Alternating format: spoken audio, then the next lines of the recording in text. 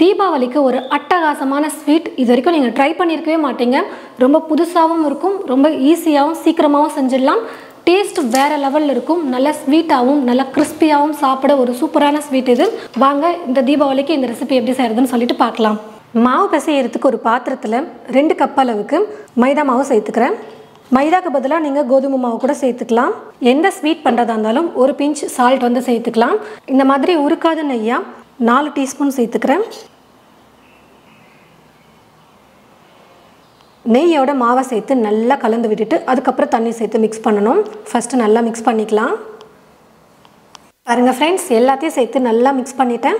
நல்லா இந்த மாதிரி மணலாக வரணும். மாவு நெய்யோடு மிக்ஸ் பண்ணும்போது இந்த மாதிரி ஒரு பதத்துக்கு வரும். அது வரைக்கும் நீங்கள் மிக்ஸ் பண்ணிக்கோங்க. இப்போ இது கூட தண்ணி கொஞ்சம் கொஞ்சமாக சேர்த்து மாவை பிசைஞ்சிக்க போகிறோம். நல்லா சாஃப்டாக மாவை பிசைஞ்சிக்கலாம்.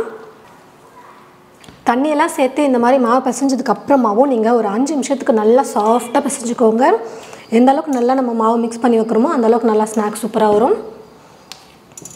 மாவை நல்லா இந்த மாதிரி மிக்ஸ் பண்ணதுக்கப்புறமா பிளேட் போட்டு மூடி வச்சுட்டு ஒரு அரை மணி நேரத்துக்கு நான் அப்படியே ஊற வச்சுக்க போகிறேன்.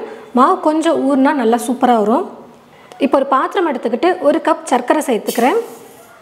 3/4 கப் தண்ணி சேர்த்துக்கிறேன். இப்போ ஸ்டவ்வை பற்ற வச்சுக்கிட்டு ஜீரா வந்து ரெடி பண்ண போகிறோம். நமக்கு பாகு பதத்தில் வரக்கூடாது, ஒரு கம்பி பதம் அந்த மாதிரிலாம் வரக்கூடாது.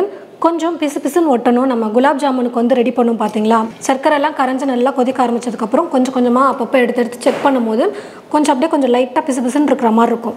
ஒட்டுற மாதிரி ஒரு பதம் வரும். அதுதான் கரெக்டான பதம். ஒரு கம்பி பதம்லாம் நம்ம எடுக்க வேண்டியதே இல்லை, சீக்கிரமாகவே ரெடி ஆகிடும். சர்க்கரை கரைசல் வந்து பார்த்திங்கன்னா கரைஞ்சி நல்லா கொதிக்க ஆரம்பித்து கையில் தொடும்போது இப்போது அந்த ஒரு கன்சிஸ்டன்சி வந்துருச்சு. கொஞ்சம் அப்படியே லைட்டாக அப்படியே கொஞ்சம் ஒட்டுற மாதிரி இருக்கும். ஃபஸ்ட்டு நீங்கள் தொடும்போது தண்ணியாக இருக்கும். அப்புறம் வந்து கொஞ்சம் கொதித்ததுக்கப்புறமா நீங்கள் தொடும்போது கொஞ்சம் அப்படியே லைட்டாக பார்த்தீங்கன்னா ஒட்டுற மாதிரி ஒரு ஃபீல் வரும். அப்போ நீங்கள் எடுத்துக்கோங்க.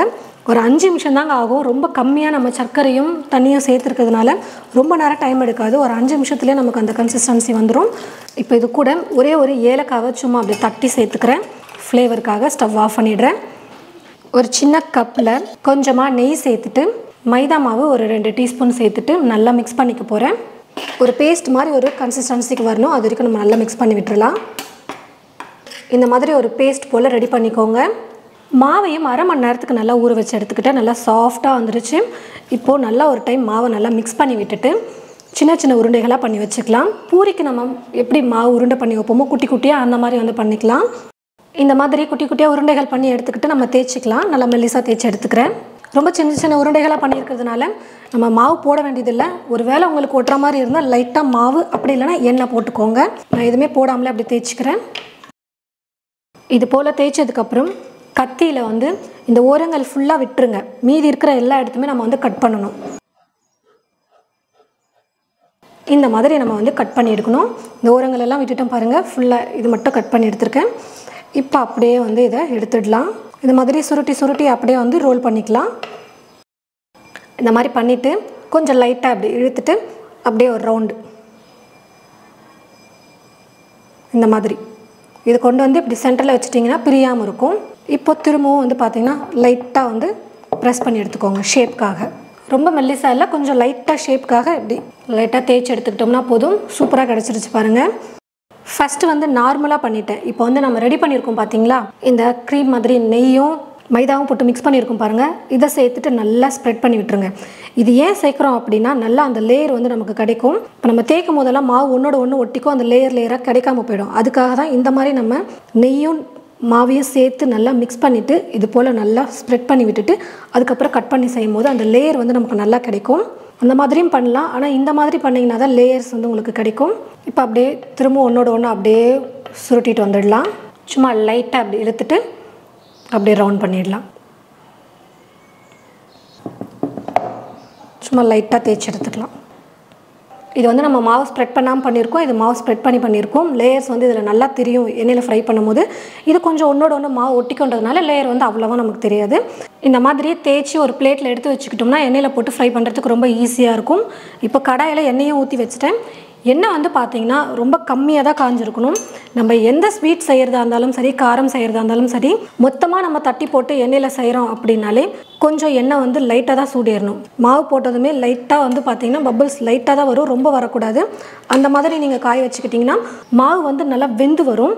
நல்லா எண்ணெய் சூடானதுக்கப்புறமா நீங்கள் மாவு போட்டு ஃப்ரை பண்ணும்போது மேலே சீக்கிரம் கலர் வந்துடும், உள்ளே வெந்திருக்காது. எப்போவுமே ஸ்வீட் காரம் எது செய்கிறதா இருந்தாலும் மொத்தமாக இது போல் தட்டி போட்டு செய்கிறீங்கன்னா இதே மாதிரி நீங்கள் ஃபாலோ பண்ணுங்கள். நான் சொன்ன பதத்துக்கு எண்ணெய் காயிற வரைக்குமே ஸ்டவ் லோ ஃப்ளேமில் தான் இருக்கும். மாவு போட்டதுக்கப்புறமாவும் அது கொஞ்சம் லைட்டாக அப்படியே மேலே எழும்பி வரும். அது வரைக்குமே நீங்கள் லோ ஃப்ளேமில் வச்சுட்டு குக் பண்ணிக்கோங்க. கொஞ்சம் மேலே வந்ததுக்கப்புறமா மீடியம் ஃப்ளேமுக்கும் ஃபுல் ஃப்ளேமுக்கும் வந்து பார்த்திங்கன்னா நீங்கள் தீயை மாற்றி மாற்றி வச்சு குக் பண்ணிக்கோங்க. ஃபுல்லாக வைக்காதீங்க, அதே சமயம் மீடியம்லேயுமே விட்டுறாதீங்க. மாற்றி மாற்றி வச்சு குக் பண்ணிங்கன்னா பர்ஃபெக்டாக வெந்து கலரும் மாறி வரும். பாருங்கள், இப்போ அப்படியே நான் உங்ககிட்ட பேசிகிட்டு இருக்கும்போதே லைட்டாக ஒன்று அப்படியே மேலே எழும்பி வர ஆரம்பிக்குது.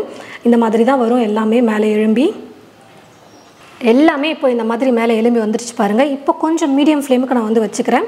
தீயை மாற்றி மாற்றி வச்சு குக் பண்ணுங்கள். இதுதான் ரொம்பவே முக்கியமான ஒரு டிப்ஸ் இந்த ரெசிபி பண்ணுறதுக்கு. அப்பப்போ அப்படியே கொஞ்சம் லைட்டாக திருப்பி கொடுத்து 2 பக்கமும் நல்லா ஃப்ரை பண்ணி எடுத்துக்கலாம். இந்த மாதிரி லேயர்ஸாக வரும்போது நல்லா முறுமுறுப்பாகவும் இருக்கும் சாப்பிட. ஸ்வீட்டும் நல்லா உள்ளே வந்து அந்த சர்க்கரை பாகு வந்து உள்ளே நல்லா இறங்கியிருக்கும், எல்லா பக்கமும் சாப்பிட நல்லா சூப்பராகவும் இருக்கும். நல்லா வெந்து கலரும் நல்லா மாறி வந்துருச்சு பாருங்கள். மேலே அப்படியே அந்த கொதியும் நல்லா அடங்கி வந்துருச்சு பாருங்கள். நல்லா வெந்திருக்கும். இப்போ எடுத்துக்கிறேன். இப்போ ரெடி பண்ணி எடுத்து வச்சுருக்கோம் பார்த்தீங்களா, இதை வந்து சூடாகவே சக்கரை பாகில் சேர்த்துக்கோங்க. ஏன்னா நம்ம ஃபஸ்ட்டே சக்கரை பாகு ரெடி பண்ணதுனால பாகு ரொம்ப சூடாக ஆறி இருக்கும். இது நம்ம சூடாக சேர்க்கும் போது அப்சர்வ் ஆகும். நான் இந்த வாட்டி பாகு ரொம்ப கம்மியாக தான் பண்ணியிருக்கேன். மிச்சமாகிடுச்சுன்னா என்ன பண்ணுறது நிறைய பேர் கேட்டிருந்தீங்க. நான் வந்து டீ காஃபிக்கு யூஸ் பண்ணிக்குவேன் அப்படின்னு சொன்னேன். இல்லைனா வேறு என்ன ஸ்வீட் செய்யறதுக்கு யூஸ் பண்ணிக்கலாம். இல்லை இது மட்டும் தான் நீங்கள் செய்கிறீங்க அப்படின்னா கொஞ்சமாக கூட செஞ்சு லைட்டாக அப்படியே ஊற வச்சு எடுத்துக்கோங்க. பாருங்கள், அப்படியே உடையுது, அவ்வளோ நல்லா மொறுன்னு சூப்பராக லேயர்ஸ் வந்திருக்கு பாருங்கள். அதே மாதிரி நான் ஃபஸ்ட்டு போட்டேன் பார்த்தீங்களா, மேலே அந்த நெய்யும் மைதாவும் மிக்ஸ் பண்ணி நான் வந்து போடாமல் பண்ணியிருப்பேன். அது பாருங்கள் எப்படி இருக்குது, லேயரே இல்லை பாருங்கள் சுத்தமாக.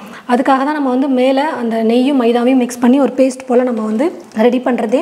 இந்த மாதிரி லேயராக கிடைக்கணுன்றதுக்காக நான் உங்ககிட்ட ஷேர் பண்ணுறதுக்காகவும் ஒரே ஒரு ரோல் மட்டும் அந்த மாதிரி பண்ணி காட்டினேன்.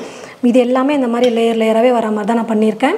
கிறிஸ்பியாகவும் இருக்கணும், பாகில் ஊறியும் இருக்கணும். கரெக்டாக ஒரு 2 நிமிஷம் நம்ம சக்கரை பாகில் டிப் பண்ணி எடுத்தால் போதும், ரொம்ப நேரமும் விட வேண்டியதில்லை.